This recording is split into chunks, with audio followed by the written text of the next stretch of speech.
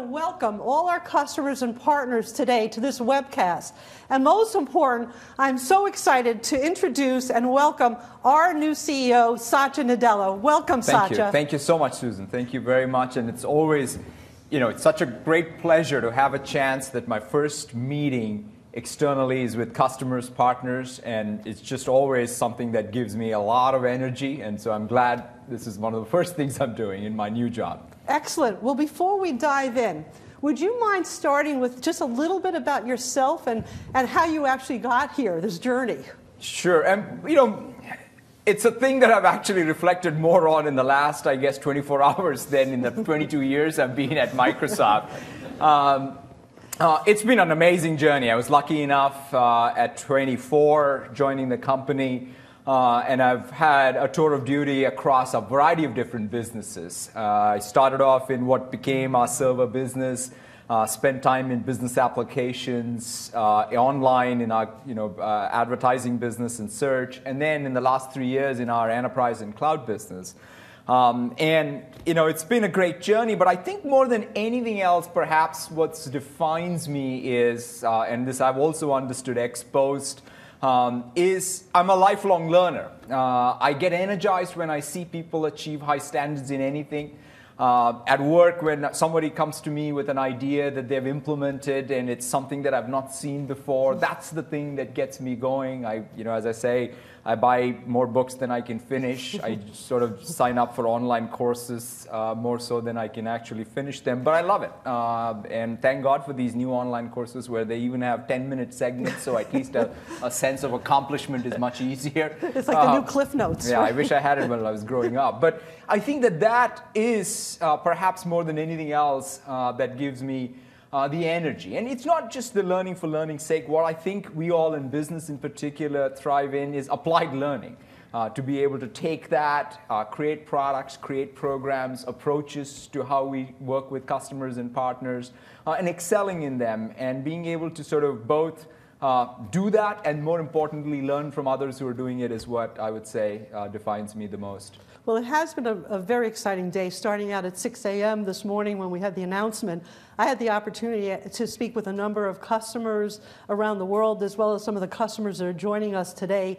And there's been a number of great questions that I would like to pose to you. But maybe start. You sent an email out to all our employees this morning, and there were a couple of themes in that email that perhaps you can speak a little more to.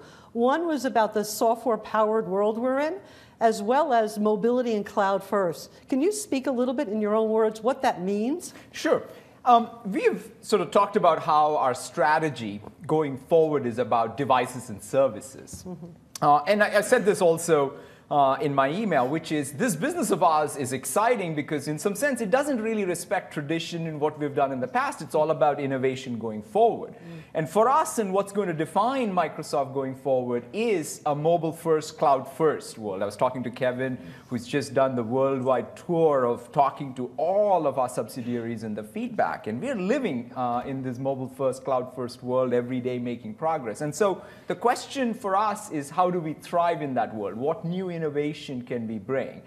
And if you look at it, for sure, the co-evolution of hardware and software is going to define a lot of what's going to happen. Today, we have a particular definition of mobile, which is perhaps skewed to saying, oh, it's just the mobile phone. But you take that and say the industrial internet or the internet of everything.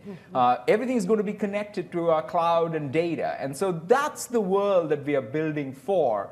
And all of this is going to be mediated by software. Software is the most malleable thing that's going to define the experiences, the insights, the ambient intelligence that's going to power these device experiences. So to me, that capability, the heritage that this company has, is still very relevant. We have to renew it. We have to do new things. But at the same time, we should be very, very confident in our capability around software as it comes to these new experiences. That's great. And we see so many examples of our customers now leveraging technology to enable new ways of doing business. And in particular, let's talk a little bit about devices. As a matter of fact, this morning, I had a chance to talk to one of our customers from BASF Dr. Blackburn. And his first question was around mobility. And in particular, he said, you've made a couple of big bets. One was around Surface, and now with the acquisition of Nokia. What does that mean? And if it's really a software-generated world, why are devices, what does it matter? Can you talk a little about? Absolutely. I mean, the devices are where these experiences come together. I mean, Surface Pro is a fantastic example. I mean, how does one define the boundaries of Surface Pro? It's definitely not defined by what's running on the device. A lot of the applications that run on the device have backends in the cloud. At the same time, the experience is in the device.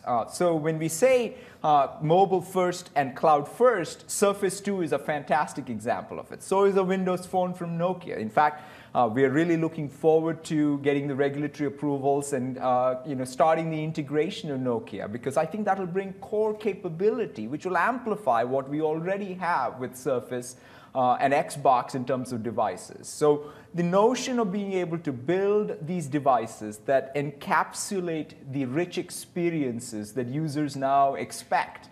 And the unique contribution I think Microsoft will make is our core capability around empowering us all. In fact, I love that Super Bowl ad. I think the tagline that we had there about sort of really our software being the thing that empowers everyone is the core of what we will do with the experiences on our devices. Absolutely. No, it's absolutely a great opportunity for us. And some of the other questions that many have come from the audience here, as well as maybe your perspective in terms of the company. We have a strategy around consumer and business. Many have asked, how do those strategies come together? How do you think about consumer and business? And how do you see them benefiting each other? You know, one of the things that when we think about our product innovation, we necessarily don't compartmentalize by consumer and business. We think about the user. In many of these cases, what needs to happen is experiences that for sure have to have a strong notion of identity and security. So IT control, where it's needed, still matters a lot. And that's something that, again, we will uniquely bring to market. But it starts with the user. The user obviously is going to have a life at home and a life at work. So how do we bridge that as more and more of what they do is digitally mediated? I want to be able to connect with my friends and family. I also want to be able to participate in a social network at work. And I don't want the two things to be confused, but I don't want to pick 3 different tools for doing the one thing that I want to do seamlessly across my work and life. That's what we are centered around. So when we think about what we're doing in communications, what we're doing in productivity or social communications, those are all the places where we really want to bridge the consumer and business markets, because that's how we believe end users actually work. You mentioned something about security there as well. Can you talk a little bit about the importance? Yeah, one of the things that I think you see Microsoft, in fact, innovating a lot is we definitely have a devices and services strategy, which is going to come together in creating both these seamless experiences and creating great experiences for IT. What I mean by that, in fact, we kind of refer to this as people-centric IT, where the end user gets the experience they want, IT gets the control they want, and neither one of it is a compromise. And that value proposition of ours is, in fact, going to be cross-platform. We're going to have our identity management system, our endpoint security, our notion of device management. All of that will be cross-platform. So, for example, when we talk about our mobile strategy, it is, of course, inclusive of our own mobile devices, Surface and Windows Phone devices from us and third parties, as well as it's the identity and device management and security that we want to bring to every enterprise across all of their platforms. So it's a non-negotiable. Absolutely. Yeah, absolutely. As you look at, you mentioned about the consumer, it's in some ways it's interesting in that it's no longer that you say physically, I'm going to work. Sometimes we joke about that we work from home and shop from work, and how do you? For sure, on a Cyber Monday, that's the fact. Right? Probably not today, Yeah. but in other days. Help me as well, maybe, and talk a little bit about the company. Our company has built a strong ecosystem, and we've built a strong platform in terms of working with partners of all sizes and all sizes of customers as well, from small, medium to large. Can you share a little bit about your perspective of why Microsoft is uniquely positioned, but also as you look to the future, how does the platform and partners play a role? Yeah, no, this is something that I think is, again, just like the core software capability that's ingrained in everything we do. That's, in some sense, our DNA. That's how we approach it. This company was built on the thesis of enabling broad ecosystems, enabling broad partner opportunity. If you look at it, the PC ecosystem is one of the most broadest open ecosystems there ever was. We definitely now need to redefine what it means to build an ecosystem in a world that's evolving, mobile first, cloud first. There are new concepts that didn't exist in the past, like an app store. And one of the things that we want to do is make sure in everything we do, we bring new partnerships to bear as we approach these new scenarios. And that, I think, is what we will continue to push for. And anywhere, it's not about being static even in terms of defining any particular business model and any particular partnership model. It's about being able to evolve that going forward. Absolutely. It's great that this morning you actually started out the day not only with an email to all our employees, but we had a great opportunity to meet with employees this morning. There's a lot of excitement. You made a comment, which was I wanted you maybe to speak a little bit about, but it was about being the technology being one of the industries that doesn't respect as much the tradition and the history, but in fact really values the innovation and the moving forward. How do you think about that, and what does that mean to you now as being the CEO of Microsoft and thinking about the opportunities that we have when it comes to innovation? I think that's what makes this industry exciting, what makes our work in this industry exciting, which is the notion that every day you come to renew yourself with innovation.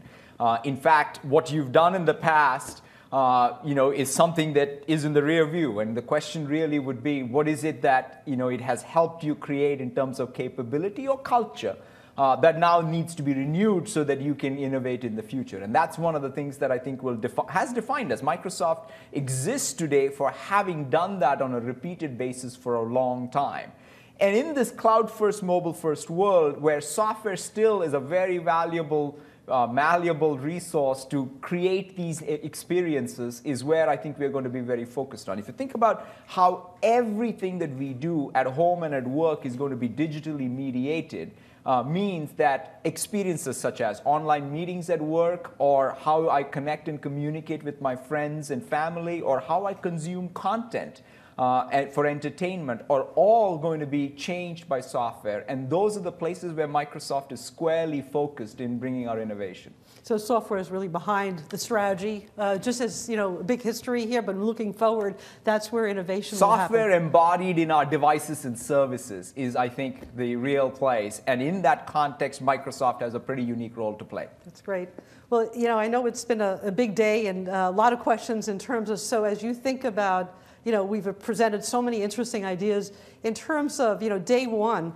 What's your priorities and what does the next month look like? And could you share a little bit about overall strategy and sort of where you expect to be spending your time? Absolutely. The first thing is both internally and externally, there's a lot to learn. I've, as I said, spent a lot of time in Microsoft, but there are also parts of Microsoft that are going to be new to me. We have Nokia joining our company once the deal's closed. So therefore, I think there is definitely a lot to learn for me. The three constituents that I'll spend a lot of time with is customers, partners, and investors. And so I'll be on the road, meeting with all of the folks across these constituents, making sure I have my best listening skills, because I think that being in touch with both perceptions and grounded in our realities is what's going to help us do our best work going forward. I'm blessed to have a fantastic leadership team at Microsoft with Kevin and others on the SLT who have been running this business very, very successfully. And so therefore, with their help, I plan to ramp up very, very quickly. And that's job number one.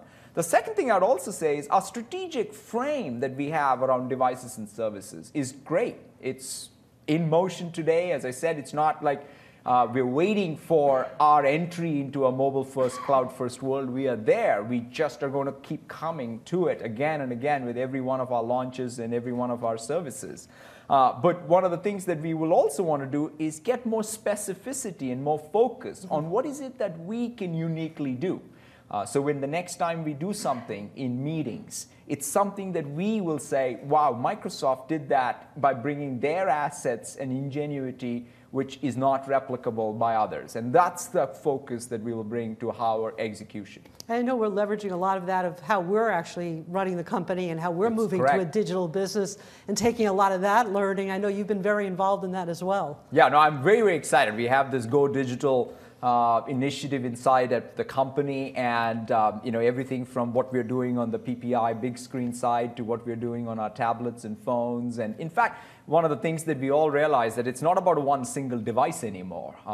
If you're like me, I believe the average customer today has 4 devices, and they want to roam between all of those. And constructing those experiences is what definitely is front and center for us.